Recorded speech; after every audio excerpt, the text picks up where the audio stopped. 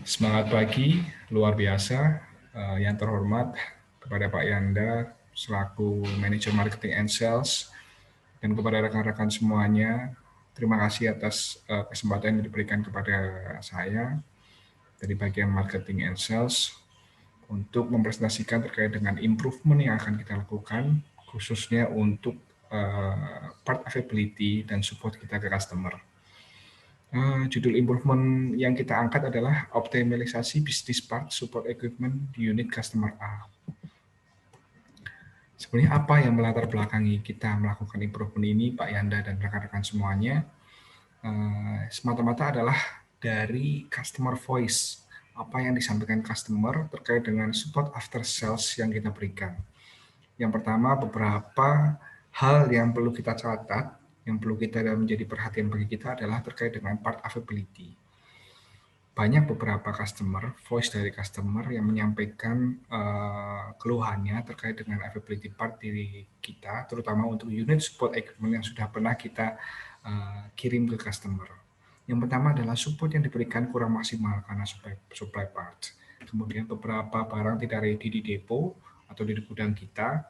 Kemudian inden komponen yang dirasa cukup lama dari beberapa customer atau khususnya di customer A kita. Maka dari itu, Pak Yanda dan rekan-rekan semuanya, yang akan kita lakukan adalah ini berdasarkan dari latar belakang, banyaknya populasi unit di customer A ini sebenarnya memberikan peluang bagi kita bagaimana perusahaan bisa memberikan support after sales yang terbaik. Kemudian selain itu, dari populasi unit yang banyak ini juga menjadi potensi bagi kita untuk meningkatkan revenue, part dan jasa. Akan tetapi ketersediaan part yang ada ini memberikan support yang kurang baik kepada customer, sehingga unit customer beberapa mengalami kendala, problem yang tidak segera diperbaiki, Bapak Ibu. Kita lihat unit populasi kita di tahun 2021, khususnya di customer A ini, dari tower lamp 100 unit, fuel truck 30 unit, water truck 25 unit, dan loop truck 25 unit. Cukup luar biasa Bapak Ibu, jika kita melihat dengan populasi, akan tapi ini menjadi tugas kita bersama bagaimana kita bisa memberikan support yang terbaik di customer kita. Kemudian problem statement-nya adalah, problem utamanya adalah part after sales tidak tersedia sehingga perolehan penjualan after sales rendah, yaitu hanya rata-rata di angka 50 juta per bulan saja Pak ya, dan rekan-rekan semuanya. Yang kedua, apa yang akan kita tuju? Apa yang akan kita tuju dari perbaikan atau improvement yang kita lakukan ini, yaitu bisa meningkatkan availability part 98% khususnya untuk part unit support equipment, kemudian meningkatkan revenue dari 50 juta per bulan menjadi 100 juta per bulan dari unit support equipment. Ini akan kita capai Bapak Ibu dengan melakukan beberapa improvement yang coba kita ajukan melalui presentasi kali ini. Jika kita melihat Pak Yanda dan rekan-rekan semuanya, untuk potensial demand unit support equipment di customer A ini sebenarnya cukup banyak. Kita hitung berdasarkan potensial demand part yang bisa kita dapat per bulannya. Dari unit water truck saja itu 350 juta per bulan. Kemudian dari unit tower lamp itu 300 juta per bulan. Kemudian dari unit fuel truck itu 180 juta per bulan. Kemudian dari unit loop truck itu 162 juta per bulan. Jadi total market size kita sebenarnya di 992 juta per bulan di customer A untuk unit support equipment saja. Akan tapi market share kita yang baru kita dapat hanya 5%, Pak Yanda dan rekan-rekan semuanya, dari total 992 juta tersebut. Jadi yang berarti apa? Yang berarti adalah 95% lainnya didapat oleh kompetitor. Sedangkan ini adalah merupakan unit kita yang sudah kita kirim ke customer kita, customer A ini khususnya. Maka dari itu perlu dilakukan improvement dan perbaikan-perbaikan di area kita, di area marketing and sales, supaya demand-demand kita bisa dapat, kan kita bisa memperbaiki support kita di customer. Untuk analisa masalah sendiri, beberapa analisa masalah yang coba kita jabarkan, Pak Yanda dan rekan-rekan semuanya. Yang pertama dari sisi Dari sisi orang, belum adanya part analis sebenarnya kita, Pak, untuk membaca kebutuhan dan pergerakan barang. Yang kedua adalah dari sisi metode. Customer membeli barang pada saat unit mereka breakdown. Kemudian yang ketiga adalah dari sisi material tidak ada monitoring lifetime untuk setiap part. Jadi kita tidak tahu sebenarnya part yang dari unit kita itu lifetime-nya berapa kilometer atau berapa HM mereka umurnya di customer A ini. Bagaimana kita mengimprove-nya?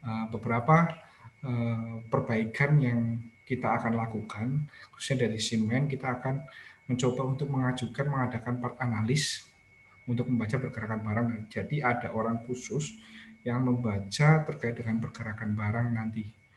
Kemudian dari sisi metode, kita akan mulai membaca pergerakan barang dari forecast dan demand customer. Jadi forecast itu kita dapat dari inventory customer, kemudian demand itu berdasarkan permintaan dari customer. Kemudian prepare stock untuk komponen fast moving dan slow moving sesuai pergerakan barang. Tentu saja ketika sudah kita menemukan ritmenya, nanti kita akan coba untuk stop komponen-komponen fast moving dan bahkan yang slow moving agar sesuai dengan kebutuhan dari customer. Tentunya ini harus memperhatikan dari pergerakan-pergerakan barang yang terjadi. Kemudian yang ketiga adalah dari sisi material, nanti akan kita bentuk tim inspeksi untuk memonitoring lifetime komponen di unit support equipment di customer A ini. Yang harapannya kita bisa mendapatkan data lifetime yang akurat, yang benar-benar akurat dari unit-unit di customer A ini.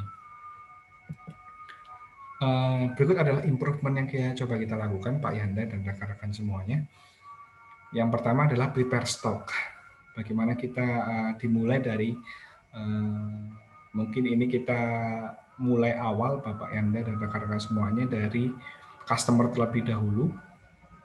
Kita coba untuk mencari data dari inventory customer, pergerakan barang di tempat mereka itu seperti apa. Akhirnya nanti kita dapat mendapatkan usage dari customer. Yang kedua adalah kita mendapat dari application part list service di area customer, bahwa setiap dia service penggantian komponen yang dilakukan apa saja. Nanti akan bisa terlihat sehingga kita bisa memperoleh data demand dari customer. Nah, kedua data ini kita akan satukan dari monitoring usage yang nanti akan dianalisa oleh orang analis kita yang akan kita adakan, sehingga kita bisa membaca usage dari customer dari per bulannya, Bapak Yanda dan rekan-rekan semuanya, yaitu dari Januari, Februari, Maret, dan bulan-bulan berikutnya.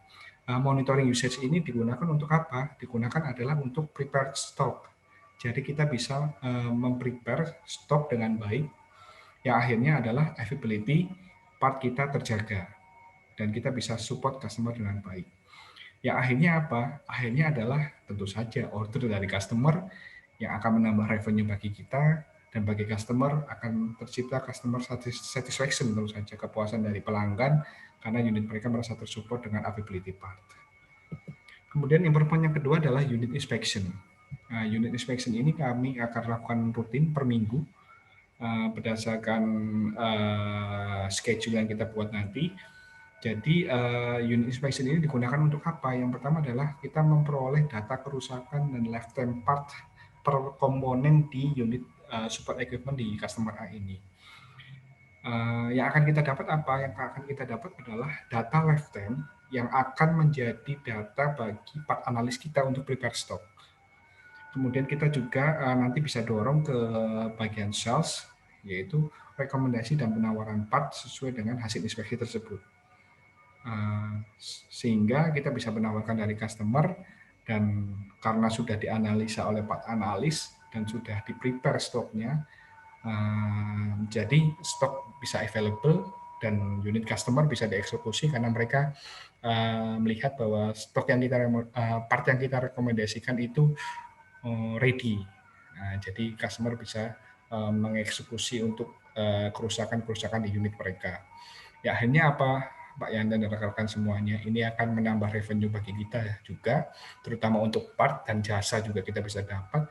Kemudian ya tentu saja satisfaction dari customer yang karena unit mereka merasa tersupport dengan baik. Beberapa manfaat yang kita bisa dapat dari tangible benefit-nya, yang pertama tentu saja revenue nanti akan saya yakin pasti akan meningkat. Kemudian dari part analisis.